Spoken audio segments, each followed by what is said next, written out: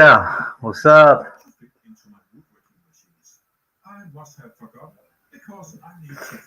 All right. Today we got this sketch here of a horse. My daughter actually did this sketch, and it looks a little rough around the edges, but she had found like a horse playing, and she sketched it out. She's 11, and yeah, she sketched that out for me, and I'm just gonna kind of wing it. We're gonna freestyle in a coastal design in there. Um, so my art, I call it coastal style. I'm sorry, I call it a intertribal. We got intertribal art here, and well, I call it intertribal because it's coastal, it's plains, Columbia River Basin, and hold on. Sorry, I gotta mute that. And well, I call it intertribal because it's coastal, it's plains, Columbia River Basin. Okay. All right. I'm watching the live comments on Facebook currently. We'll be working on. I need more monitors. You guys gotta buy art. If you guys buy art, I can get more monitors. We're still doing giveaways on YouTube, so make sure you subscribe on YouTube. Speak Thunder Art. It should be in the description. If it's not, leave a comment. Let me know. Let's see how it goes. Wait, I need a little bit of coffee. Just a little bit. I don't want to get too shaky, but I need a little bit of coffee right now.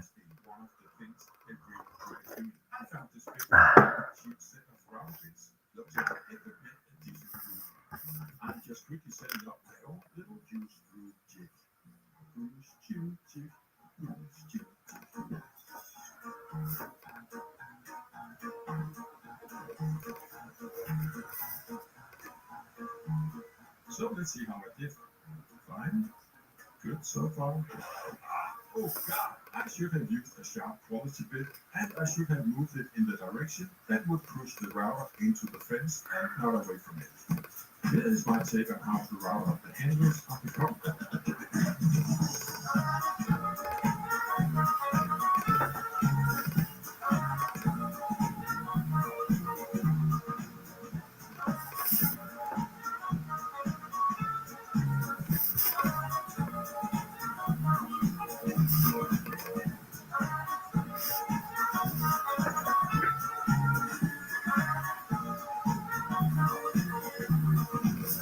I think that went pretty decent.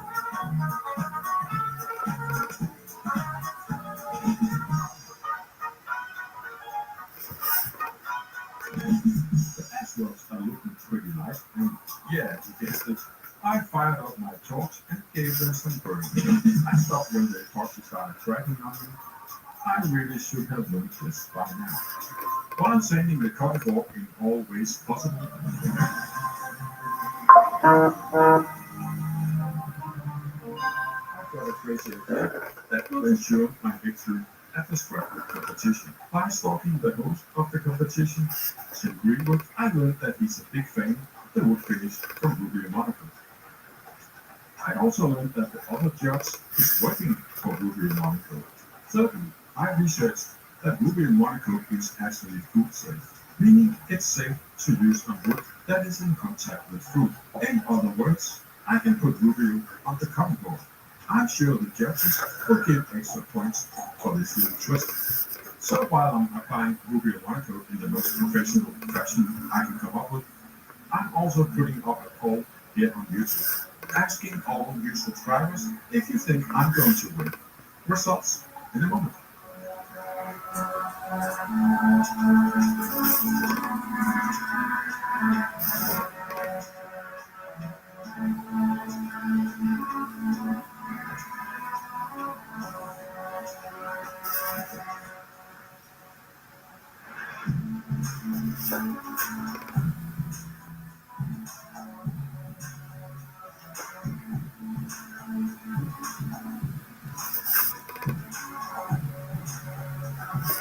All right, we got the outline done.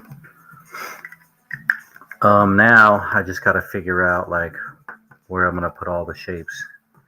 Now I've been doing this for like 20 years, so I could already kind of see what I'm gonna do. But in all honesty, I have no idea what it's gonna end up looking like. I mean, I have an idea what it's gonna look like, but I usually try to start off with like a foundation. So like the main part I would say would be like the ovoids or the circles because it usually represents the epicenter of a raindrop.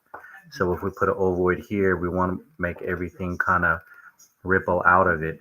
So if I put one here and one here, it'd be like two drops, and then it would be two pieces, ripples kind of flowing out from right here. And I usually go, okay, what are the largest, I don't know, bones? What is the largest structure in a bone of an animal or a person? Or sort of like a central area where it's kind of like the the larger part of the sketch. And so I would usually say in here in the shoulder and the rump area, and then so I would just kind of fill that in, and then I would just kind of build off of that. And this looks really cool. I really like this. My daughter did a good job. I don't know how I'm gonna do the tail. She didn't do a tail for me, so I'm just gonna kind of wing the tail. Maybe I'll just kind of go up and around, make a long tail. I think she would like that a lot if I did a long tail coming down. And then we can probably put this design on shirts and shoes. I did a unicorn design. Make sure you go to speakunderart.com and check it out. But oh, I can see the face already right here. The face isn't even drawn in yet, but I can see it right here. I'll have to come back to that one later. When my customer said just do as you Yeah. like, I thought they also meant take as long as you like, but that was not the case. Yeah, he's a happy little pony, goat, whatever, whatever. The hair part, I really wasn't sure what I'm gonna do, but I'm just gonna kind of wing it. This is ashwood, something I literally have dried in my backyard. Oak would have been the Viking choice, but ash is great. Perhaps the new age Alright, Viking choice. and then we'll just kind of make his tail kind of come down like that. I'm thinking I can save some time and buy a table base online. Let's give him a little, some bangs. For the future tabletop. At this point, I'm not sure what the tabletop is going to look like, but hey, they said just do as you like, so I'll just follow my inspiration and see where the wind, the sea, and the I actually started drawing horses when I was maybe first, I don't know, first grade.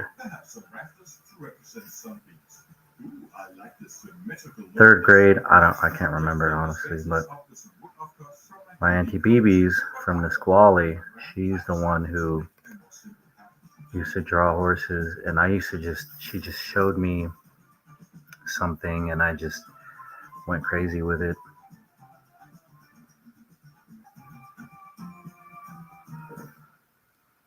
And now I've done work for the tribe in the Squally, and his hair looks a little bit, I don't know.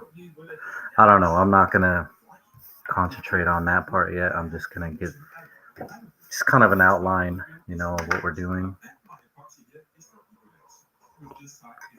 I found this. It's like I don't know, frameless glass pane that I think I'm gonna use for these. Like put a black piece of paper in the background, and then set this in the middle, and then put the. I'll show you guys. I'm gonna go get one, and we'll do like an example of what it'll look like, because a lot of my designs come really close to the edge, and it makes it really hard to frame it, because if it's framed, then it'll actually cut off. It'll cover a section of the drawing like that. See the edge of the frame? See, pretend to Sharpie's the frame. But yeah, so I have some ideas. I have a plan, and I'm thinking I'm gonna turn this shoulder into like an ovoid design in here. And then pour it over into another container and mix it again before you pour it into your project. Most epoxy mistakes come from it not being mixed properly, mixing the wrong ratio, or the wrong epoxy type for the project. Sometimes I just gotta kind of look at it, because if there's another ovoid design over here, I'm gonna have to connect them somehow. So I'm just gonna put another one right here. Table base I ordered online. It's not sent yet, so I'm getting a little worried. Another ovoid design right there. Now I gotta connect them, and then I also have to connect this arm. So I'm probably gonna go like this. So when I knock it off, the top layer of the wall ply decided to leave with the mold. So I'm getting really worried if I can get the tabletop separated from it doesn't make a lot of sense right now, but it will. But luckily the top layer is non-stick, so I had no issues getting the tabletop separated from my workbench. And the top layer just sliding off the bottom of the tabletop. My biggest issue right now is the tabletop is really heavy and impossible to lift one person. So I decided to start flattening with my trusted, cheap, no brand electric planer.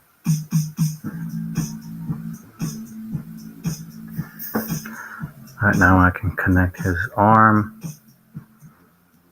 I posted some pictures like so. on my Instagram, but I shouldn't have done that. Sounds true. Alright, so now we have his arm connected to something. His chest is coming out like that. I really like that look. For the next step, I'm trying not to create a woodworking in Portland, Oregon, to have them plan my project on their industrial white belt standard thickness. Oh, sorry, for a moment I thought I was scanning from Blacktail Studio.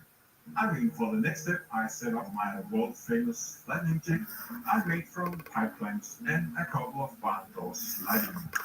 And these little joints, I always like to do like an ovoid or a crescent circle or something like that. Yeah. Okay, and we'll just put like a little, turn this into a T shape. And if you have a shop, you can create it on makeable.io. Unfortunately, I couldn't find a shop with a big thicknesser around here, so I'll just do the out and very And we'll connect this guy like that. And then this flattening job produced 3 boxes of shavings I'll need to get to the recycling station for proper disposal.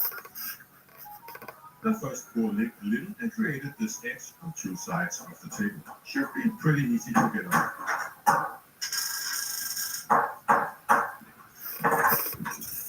I've removed the rest of the epoxy on the sides with a metal polishing disc on my angle.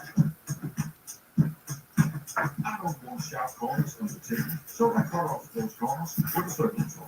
I'm still waiting for the table base to show up, and now I'm getting really worried. I really like the folding design on the sides of the table, and the epoxy bond to the wood is obviously very strong. But I would like to add a little insurance policy on the bottom, so I decided to add some inlays. Bow-tie inlays with sharp corners seems to be very popular, but I don't think it matches this table with all the round shapes, so I settled on this round shape of inlay. There's probably some clever way to create this shape with a bandsaw and a router simulator. But I'm not that clever guy. No, you're not. On the other hand, I'm the guy with the super origin, and I just cut out the windows with that.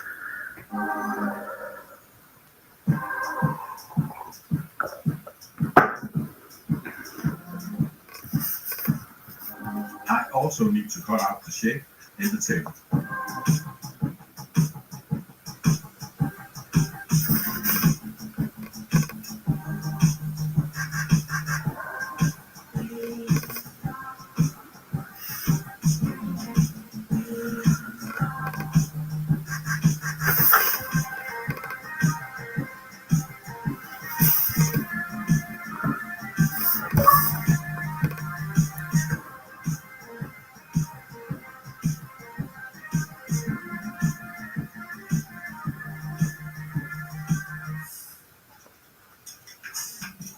tabletop is almost done, but the table base I ordered is nowhere to be seen.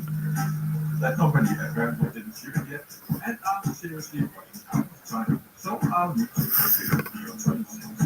One alternative is to drive down to my local hardware store and buy some metal hairpin legs. But then I asked the judges, and the other alternative is to simply make the table base from the same type of wood as the tabletop. And I have these logs sitting in my woodstock. The judges seem quite pleased with that option, so I'll give it a try. First, I'll need to cut the logs to rough length. I don't want to mess with the face yet. I have to find a way to mill it on my bandsaw. I screw it to a straight piece of wood and run it through the bandsaw.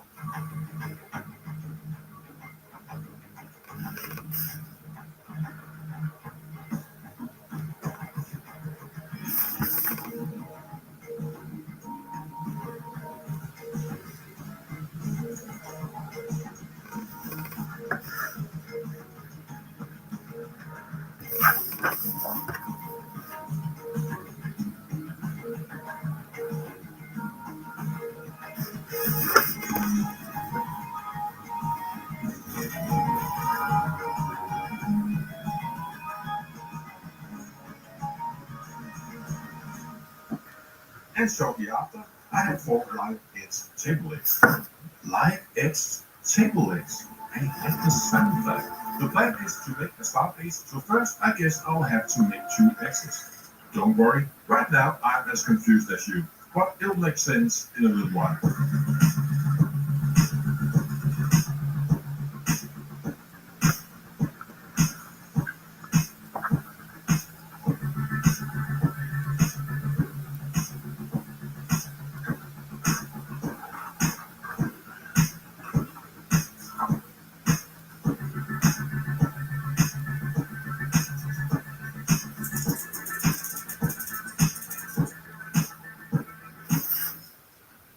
After the 2 X legs are glued up and dried overnight, I'll need to cut them to size. And in this case, I'll need them to be exactly 70 centimeters in height. There are probably fancy ways to calculate where to cut, but I do anything I can to avoid math. So I just draw 2 lines on my workbench. The top line is 70 meters from the edge, and the middle line is the center of the legs, 35 centimeters from the top and front. I place the legs on top of my lines and mark where to cut. Easy peasy. Now I need to figure out how to mount one X to the other. And the solution I came up with is this. Alright, all we're going to do is belly. I think I can just pull this through like that. And then pull that around.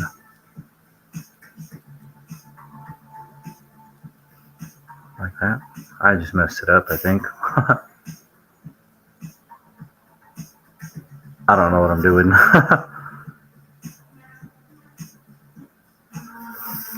Just gotta keep going. So, 2 bad things happen. One is that I covered the tabletop and the base in Ruby and Monaco Pure. Just keep swimming. That's not one of the bad things. But the SD card with the footage of it went bunkers, corrupt, unrecoverable. It's okay. I got this. From my client with some really bad news. I just had to digest the news a bit, so I took the finished table down to the sea.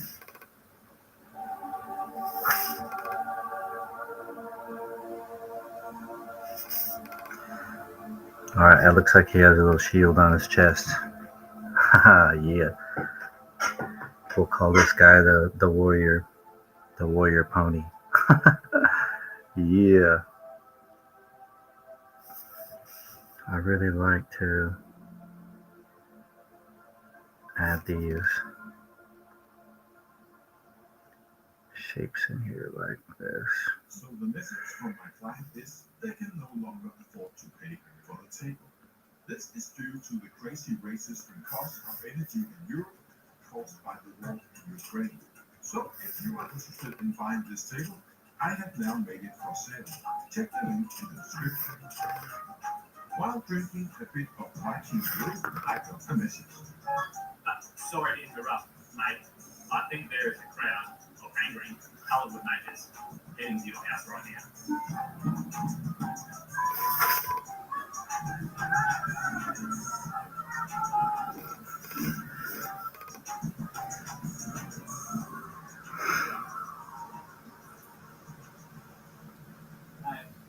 He's only joking. He'll be back. Hi, I'm Jesper. It's Friday and I am just about to go home. Let's go back to Monday of that week. My boss told me to get my finger out of my rear end and start the renovation of our bedroom. The main thing of that project would be a headboard and some shelves on each side of the bed. I recently made an anchoring coffee table, so I promptly suggested making a cookie anchoring headboard. But my boss doesn't like too much of what she calls hobby tone. But hey, what about a slab of wood with some clear epoxy and some flowers in the clear epoxy? While I was kindly being made aware of all the mistakes I've made with epoxy and how long time it took to complete, it was suggested I should probably make something a little different. And then my boss took off to teach at a seminar for the rest of the week. And I realized I had until sometime Friday all alone. So what should I build for the bedroom? I'm going to make a pallet wood bedroom. And I'm going to surprise my boss and have it finished when she gets back in 4 days. What could possibly go wrong? Over the years, I have dismantled a bunch of these CP9 parts. Alright, it's coming out. The thing about them, these bottom boards are pretty thick. I have been cutting them off with a circular saw like this and just left them in my wood stock waiting for a project. And I think that project is now. So let's get it all out of the gems.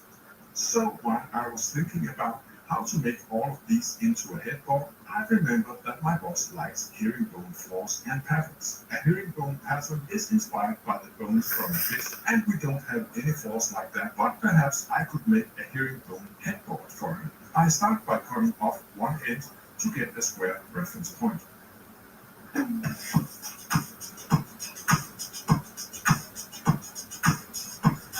And then I set up a stop block on my isosceles and I cut all the opposite ends and voila, all the boards are the same length. All the boards also need to be the same width. And normally I would run them through my table saw, but my new table saw is unfortunately not operational yet. So I'm running them through my bandsaw instead.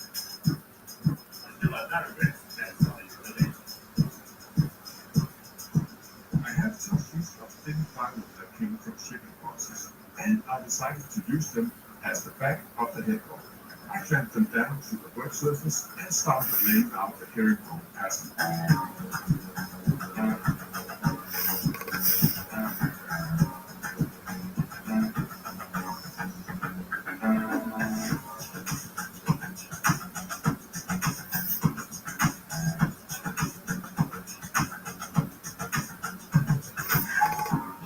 I was happy with the pattern. I knocked open a bottle of wood glue and started gluing it all together.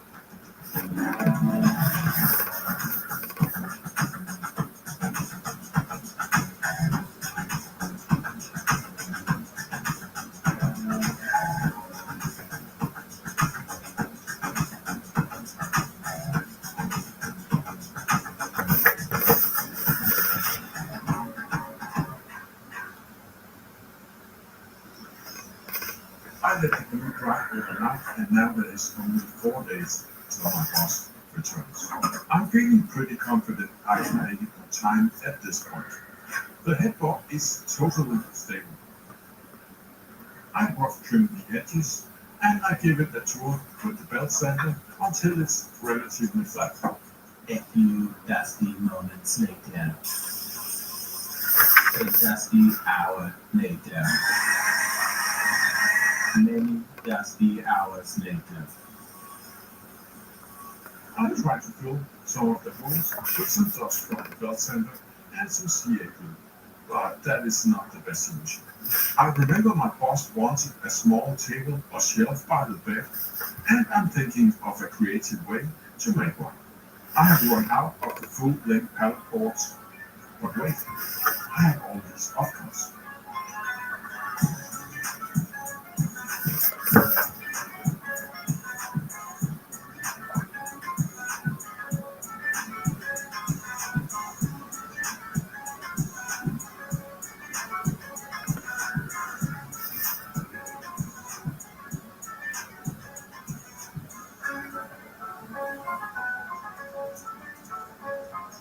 While that dries, I'm giving the headboard a little shampoo.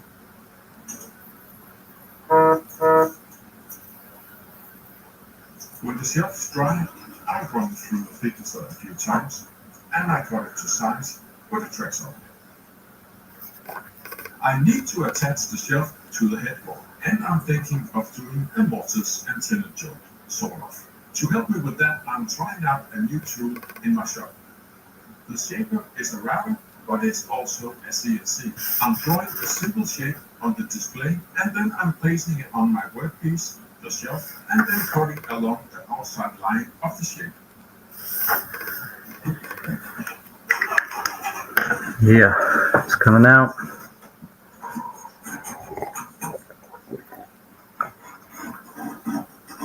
On the headboard, I now need to cut out the same shape, so I just draw where I want the shelf to attach.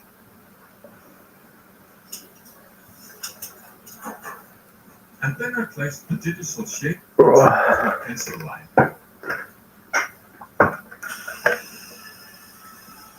And then I cut out all the material inside the shape.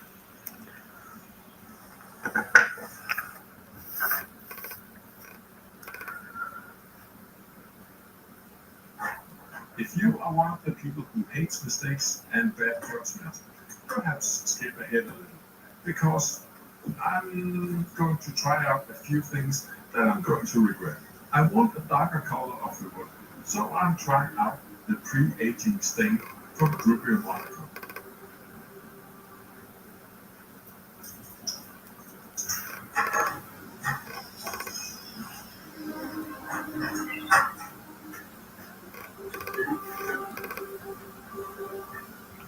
It made it go all blue, and I didn't want that, so I sanded it back as good as I could. Hoping to get a darker color, I decided to try out the Rubio oil called Smoked Oak.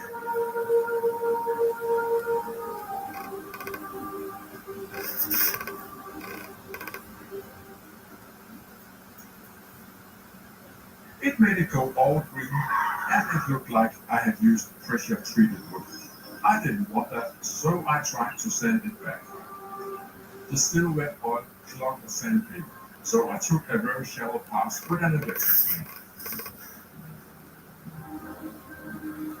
It's now Thursday afternoon, and I convinced myself that I just like the natural color of the wood.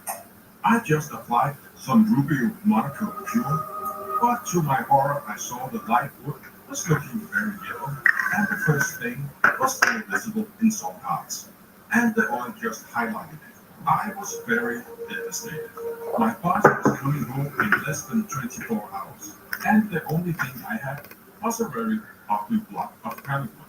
It was like the universe was trying to send me a message. When you try your best and you don't succeed, you get what you want. When you try your best, you don't succeed. When you try your best, but don't succeed. And when I didn't listen, the universe just turned on this. When you try your best, but you don't succeed. Thursday, very late, I gave up, and I decided to burn the damn thing. When you try your best but you don't succeed.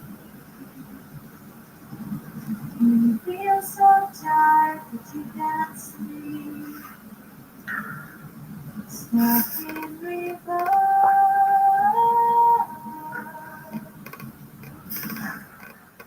But when I burned it, I realized that burning was really just a quick way of getting the finish off. And it also gave the wood the brownish color I was looking for. So I sanded the burned wood a bit back, and very, very late Thursday night, I settled on the Rubio Monaco walnut on top of the sanded and burned wood. And because I was in the very hours of the very last day before my boss returns, I really needed it to work. While here, I turned my attention on how to mount it on the wall. Since it's a pallet wood project, I'm going to mount it with pallet wood too. I haven't done any French cleats before, and my table saw is still not up and running. But hey, I can tilt my bandsaw table, and before long I have these two long boards cut at the same angle. I mount one on the wall and the other one on the back of the headboard.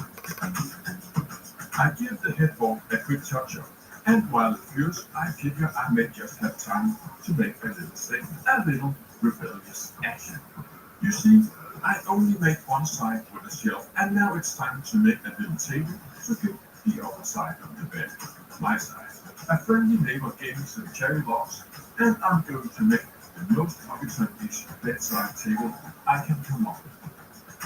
After cutting the log to rough length with a chainsaw, I remove the block, and then I cut the tabletop in flat with the bandsaw. I still have better bit. Instead of the paper.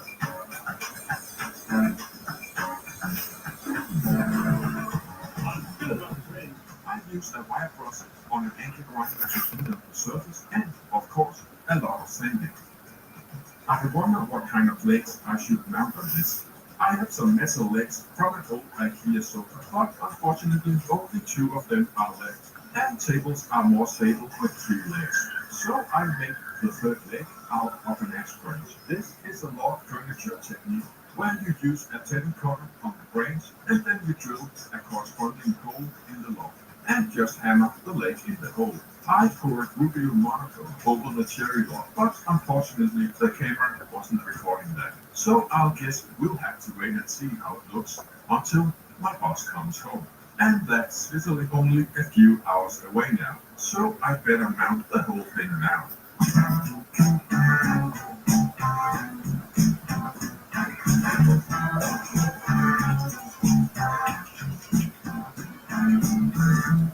People say I need to get into action.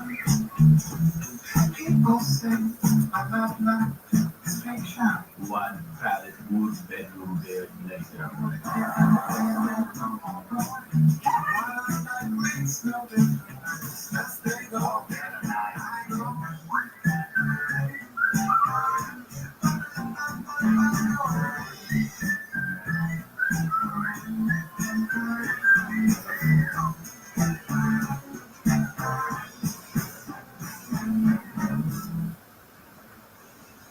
I could use a good man to help me get my project on wheels. Say what's the next one? Hi, I'm Jesper. In this video, I'm making a coffee table from a partly rotten log. I'm trying to sell it on Etsy and make some cash, and I'm trying to convince my mother that I actually can make something in my workshop that people will like. I'm also making my worst epoxy resin mistake ever, and last year I made a coffee table from pallet blocks, and Joseph commented, "The ugliest thing I've ever seen made from mud." I can't wait to see what Joseph and my mother might think of this table, and can I find a buyer on Etsy for it. So, while Jesper is trying to get started on his project, I'm going to help him with a little explaining. You see, his mom had told him to stop fooling around in his workshop because she believed, like Joseph, he couldn't make anything from wood that someone would pay for. Now, I have seen a little ahead in this video, and I gotta tell you, I'm worried too. I'm going to try and make something from this log, and in a recent workbench video, I covered the front with cookies. A cookie is just a slice of the log, and you can cut those with a handsaw or a chainsaw, or as I'm doing here, if you have a sliding bandsaw. Coffee tables made from a cookie seems to be quite popular, but my cookies are not that big. Perhaps if I take 9 of these and make one big cookie out of it.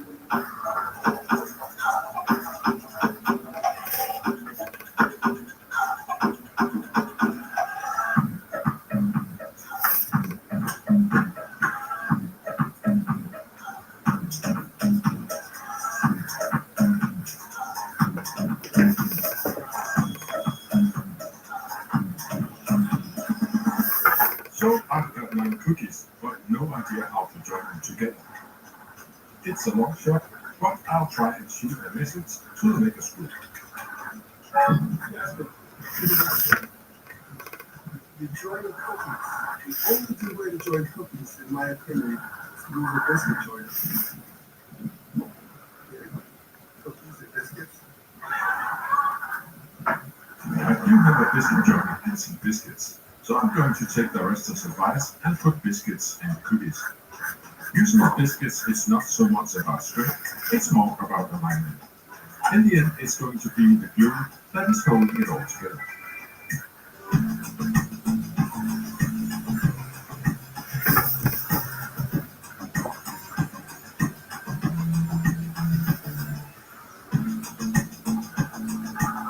A biscuit joiner is a cheap tool. Most tool brands make them, and it's very easy to use. I need to be super precise when cutting, as the biscuit can move a little bit back and forth in the slot.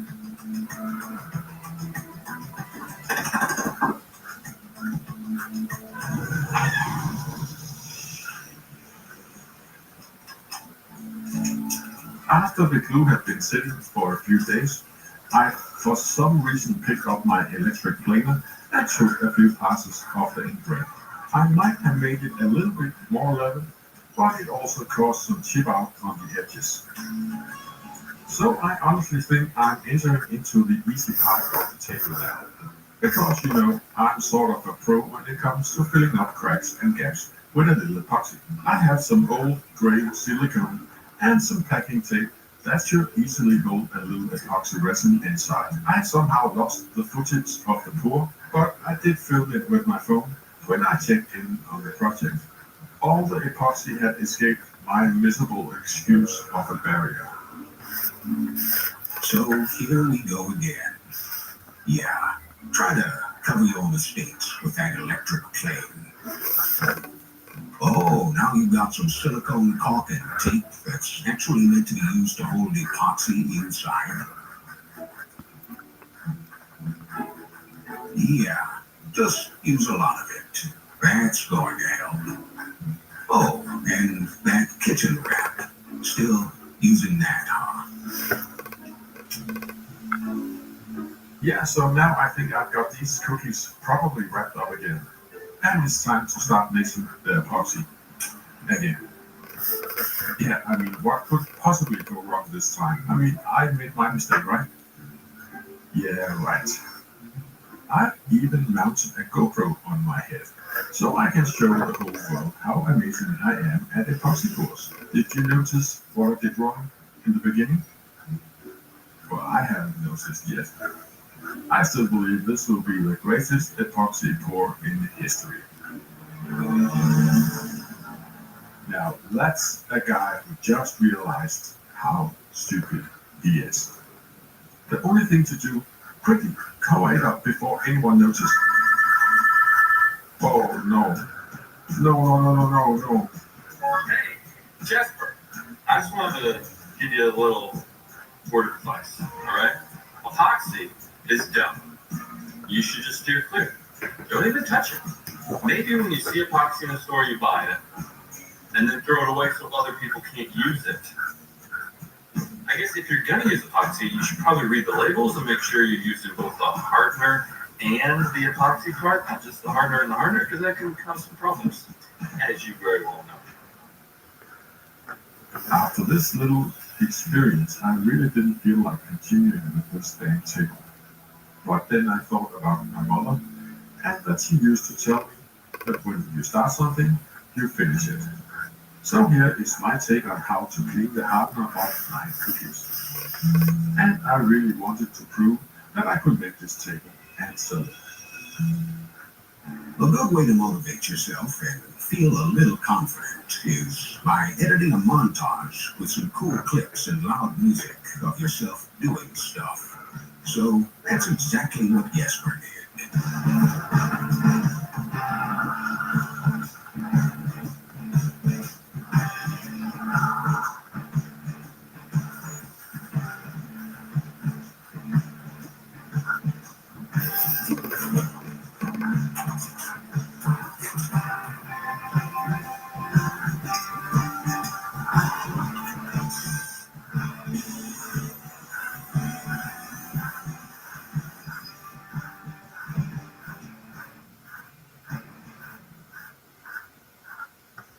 see here is a very simple rubber jig for flattening large surfaces. I'm using two metal guides that's meant to hang sliding barn doors in. I give it a flattening on both sides, and I have gotten this new bit that removes a lot of material fast and is made for flattening. I'll link to it down below. Next job is removing some of the epoxy that is on the outer rim of the cookies. I've removed some of it with a cross trim bit. But then I get the idea to leave some of the epoxy and just try to shape it instead. A metal polishing disc on an angle grinder works fine to shape epoxy.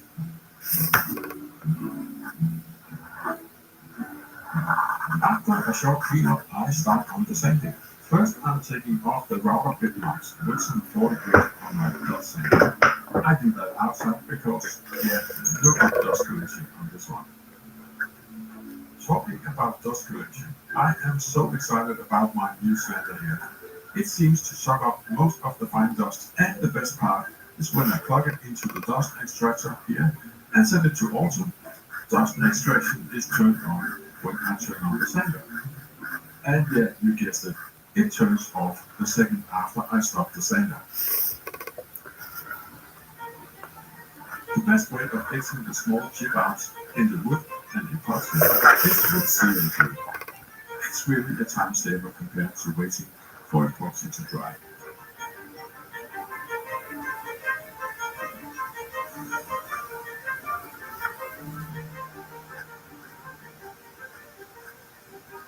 I added a little round over to the edge of the cookies on both sides, and I sanded it up to 320 grit. This thing is smooth as Tennessee whiskey. Rubio Monaco is actually made for finishing wooden floors, but people also use it on tabletops and other furniture. After my experience with mixing epoxy, I'm a little worried because this is also a two-component thing that potentially could be I better call someone who knows what they're doing. Someone not as stupid as me. Someone like... Yeah, just that. Yeah, I thought you might give me a ring there. Me too. Why? Yeah, a lot of people have been talking about you messing up that epoxy mix. Okay, about mixing things up, I need your help. I'm about to reach you the Rubio. Yeah, it's easy, right? Look, there's two cans. A, B, is 3A to 2 is the thing. Look, I've painted it on my wall. 3, 2, 1. Can't go wrong, mate. It'll be great. So, while Jesper is putting Rubio monocoat on this little project, I'm going to help him with something else he's always forgetting. And that's asking you to subscribe to his YouTube channel. That helps keep the lights on in his workshop. And, it's really difficult to make videos in a dark workshop. So, if you've learned something thus far, or maybe just had a laugh, do that little thing for him. Why don't you say most things I can read? Why don't you say these things I read?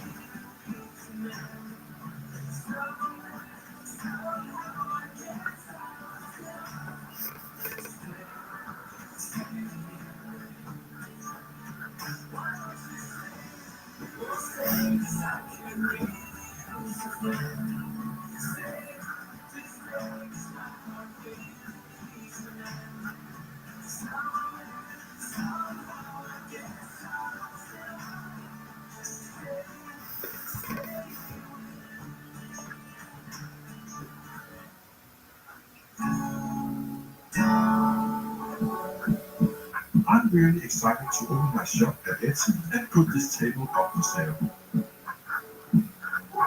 Before I know it, my shop is open and my first item is listed.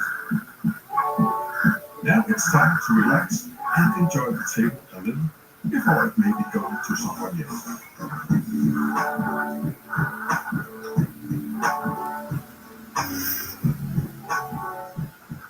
The next day I'm checking in Etsy and it says I'm out of stock.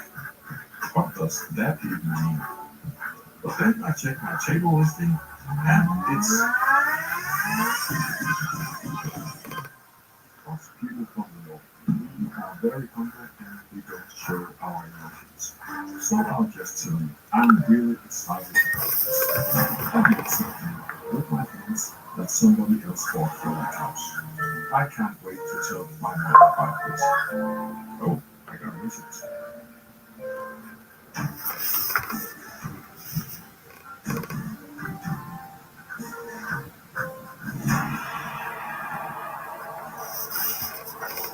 I just got an order for a big epoxy table project for a customer, but I don't have a big enough workbench to build it on. I'll need to start on the customer project in 7 days, and with the timber prices these days, I have to build the workbench from free wood. Hi, I'm Jesper, and I'm building a workbench for old horse chip coats, halibut old chipboards, an old dining table, and a log I found in my backyard. I need to finish it in 7 days and keep the cost as close to nothing as possible.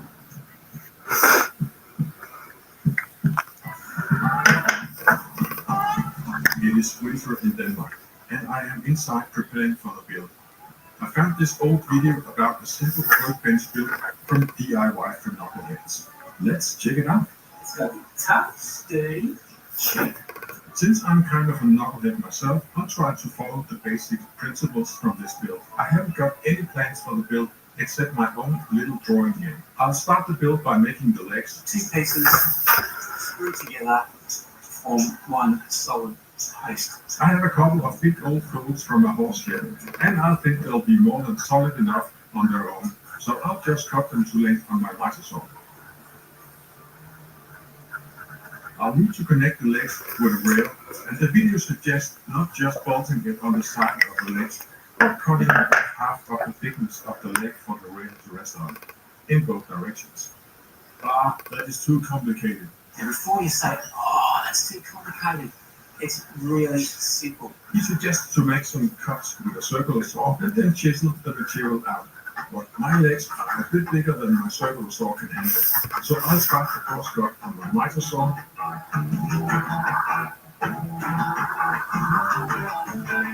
And then I'll reach deep down into the ancient ways of woodworking, and I'll find a handsaw to remove the rest of the material.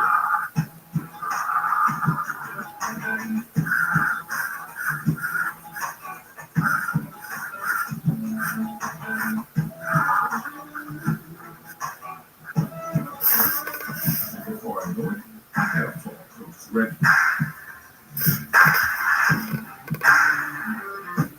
Now I'll need some long pieces of wood for the rails, and I have this long horseshaft board. It is way too thick and way too long. After some detailing, I decided to split the board on my bandsaw. Yeah, I have turned my bandsaw over and put it on rails. I guess you can call it a sliding bandsaw. It's no problem splitting the board in half, and without a bandsaw, I probably would have used a handsaw, or maybe a table saw, or my chainsaw, or splitting with an axe and wedges. Yes, you can do that.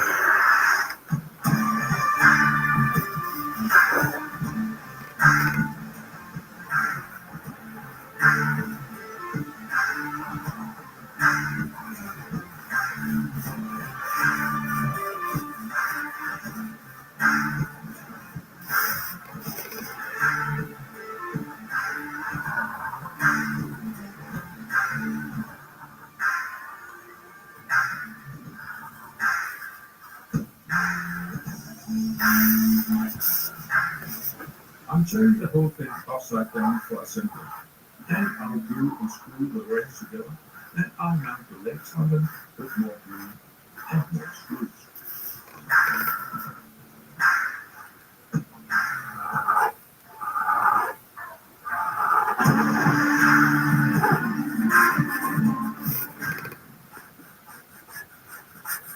Next thing we need to do is add some extra support for our bench top. And you do that by adding these noggins that are spinning like that. For the support, I'll need to go diving into my reclaimed wood pile, and I found some usable rafters from piles and shipping boxes.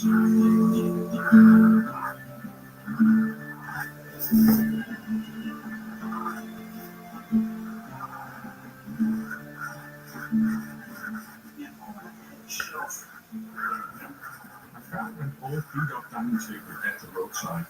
and I'm hoping I can use the table base support for support of the lower part of my bench. It's a little long, but I'll just fix that with my good old handsaw. I made the legs a little short so there's space for some casters. This is so heavy, there's no way I can move it around without being later. Alright, I think it's time to get this monster on its feet.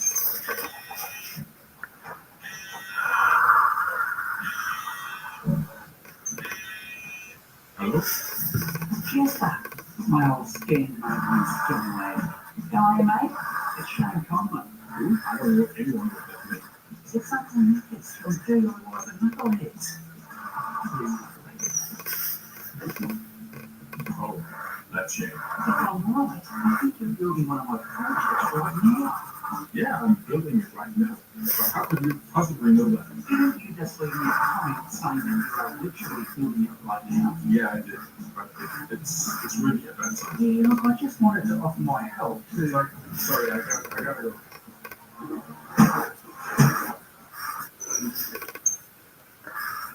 Interesting guy.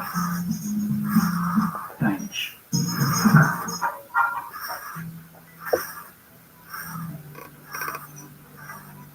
The workbench is looking more like a workbench now, but somehow some of the support plywood sticks out of it, so I'll need to adjust some of them with my hand plane. And there you go. It is time to mount the sheet that will make the top surface.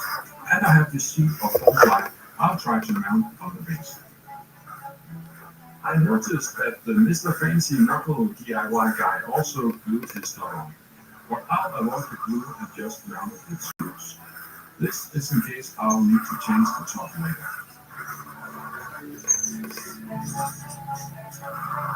Instead of just having one big shelf under the table, I'm planning on filling it up with some drawers. So the first step is mounting some sides so I have something to mount drawers on. I have these old chipboards I got for free from a demolition in my dad's barn.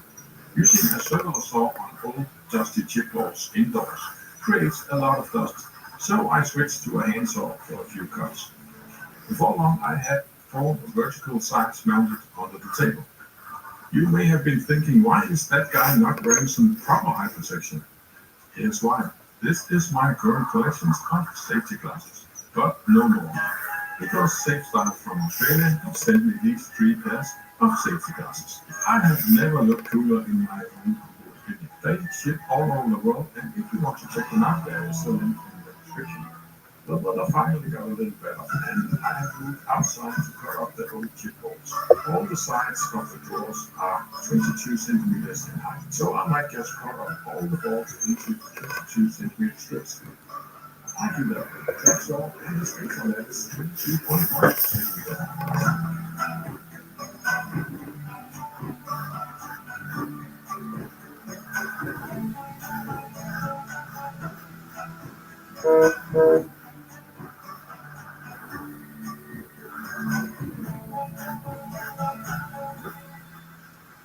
I can now cut all the strips to length on my miter saw. That's not a problem with desperation. From there, it's just making a lot of boxes.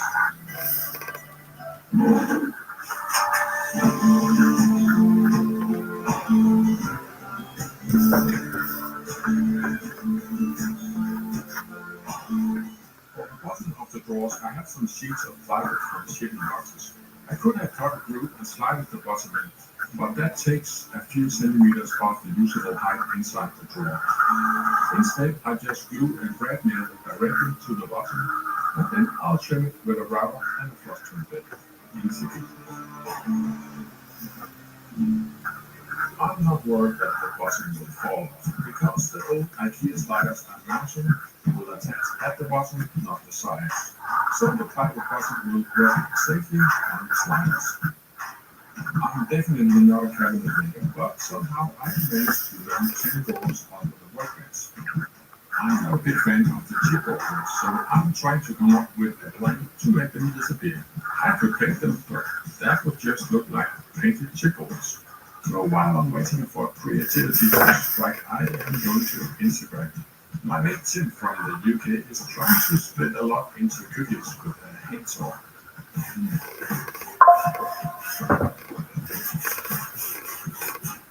That's the are fairly easy to cook, there's just a lot of it.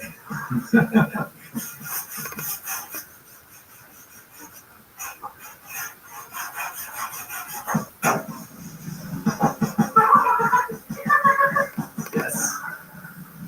Yeah! This just gave me an idea for the workbench. I could cover the drawers with cookies.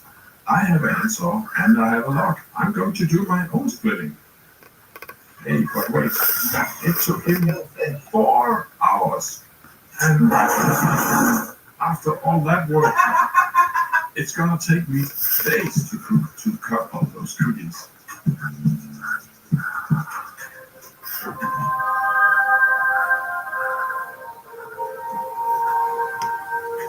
Remember, Jesper, you're the guy with the sliding bow saw. You've got to use that to your advantage. And I suddenly remembered I have a sliding handsaw. What if I could mount the lock vertically in the saw and use that?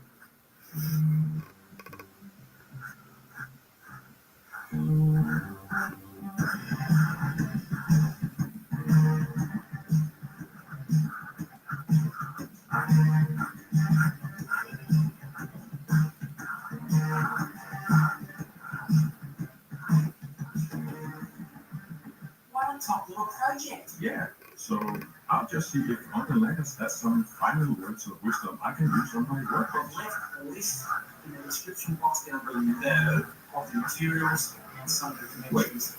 Wait, what? That sounded like plans. Did you have plans for this on your website all the time? Yeah.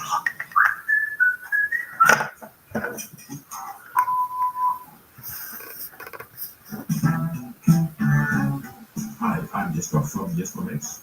One day, my wife asked me to do something meaningful in my workshop. One being cleaning up the mess, and two, make a coffee table.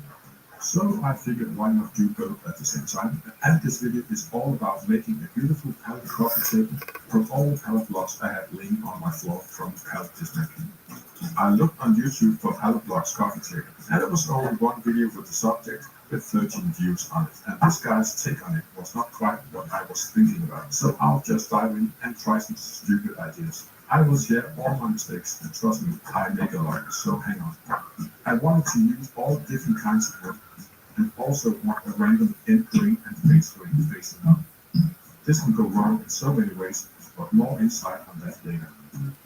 The blocks have been sitting in my shop for about a year, so they are pretty dry, but some of them are loaded with resin, which would cause issues later. My plan is to start off by gluing all the blocks together. So I'm starting out by making a big puzzle out of the different blocks that I currently came from as exotic places such as China, South Africa, Turkey, Canada, USA, Ukraine, Sweden, and many other sponsors to this day.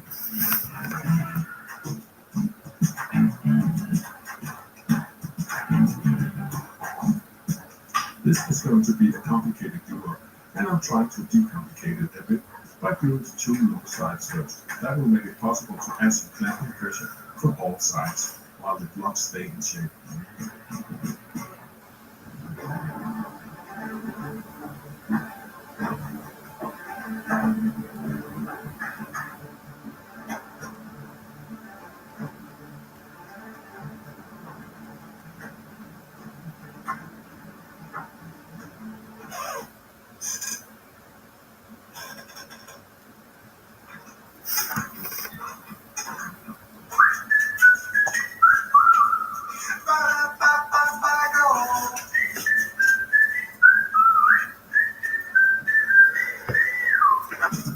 All the blocks are different sizes, and the job now is to end up with a massive wood block.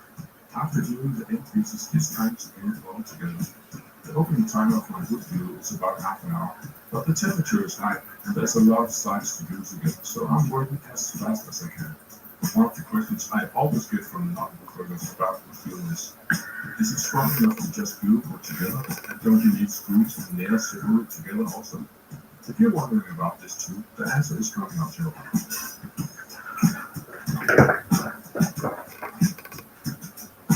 While the glue dries, a big shout out to Mark Baker from Australia.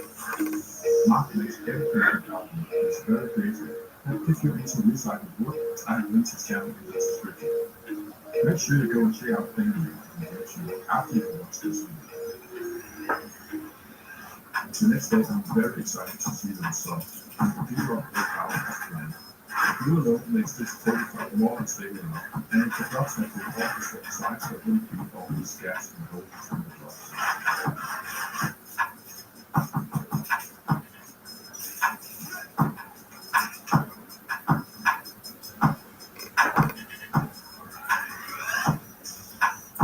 I'm making a very simple mold for this next step. I plan to pour black epoxy resin into the cracks, gaps, and layer holes of the blocks. And to stop it from leaking out from the bottom, I'm wrapping it in plastic film and duct tape.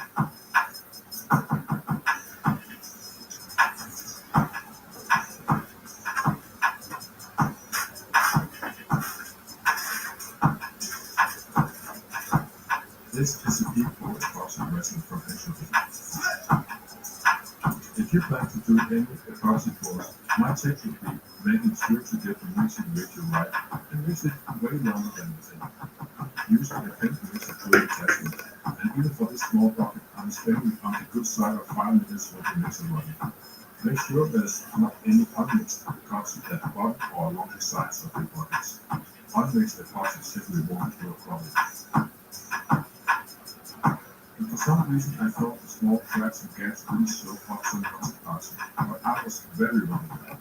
So I ordered some bigger buckets with epoxy and waited almost a month to do the second and third pour.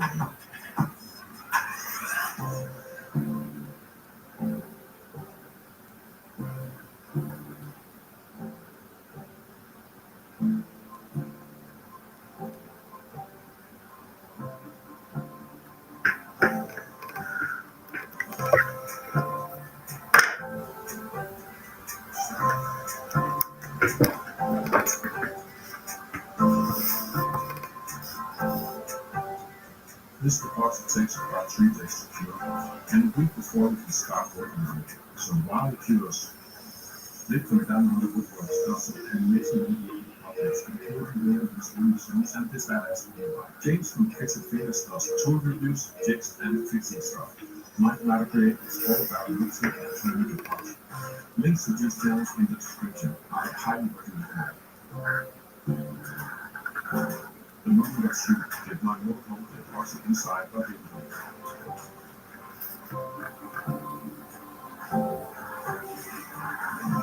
was a small leak, but not too bad.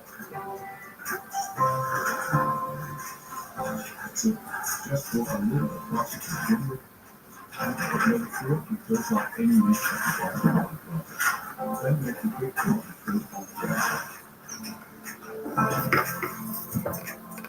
I need it for family, and I don't have a fitness up wide enough to run sailors up here.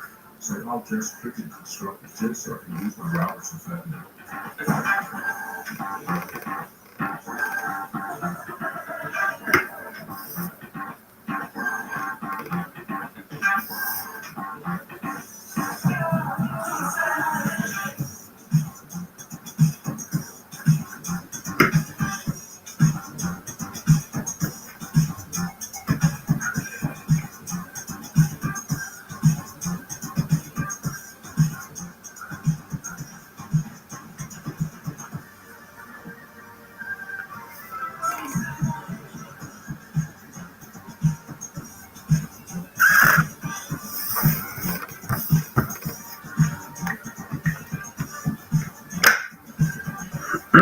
Yeah, this is dope, man. My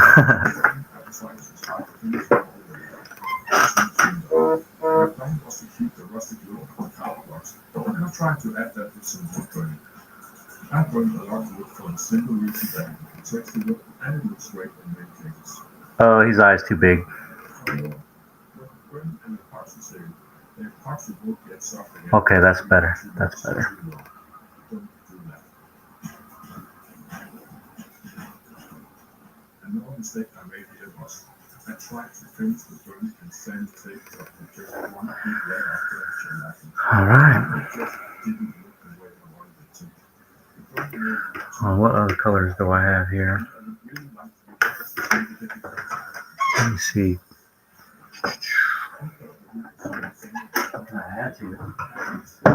Something cool.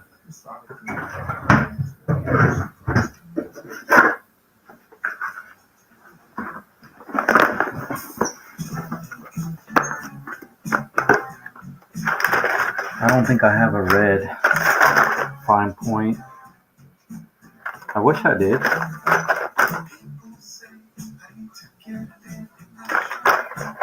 I'm just gonna do turquoise because I can.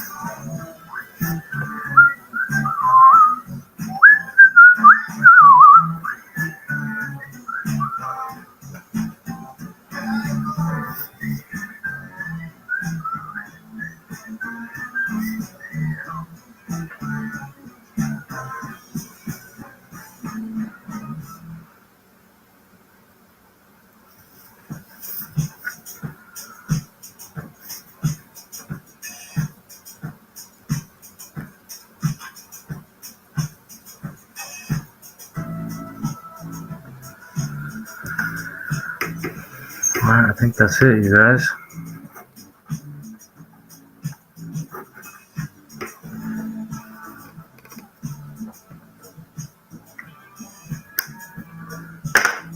If you guys have any suggestions on anything else, let me know. My Patreon is up in there, and it's in my description. It's up in there. Oh, wait.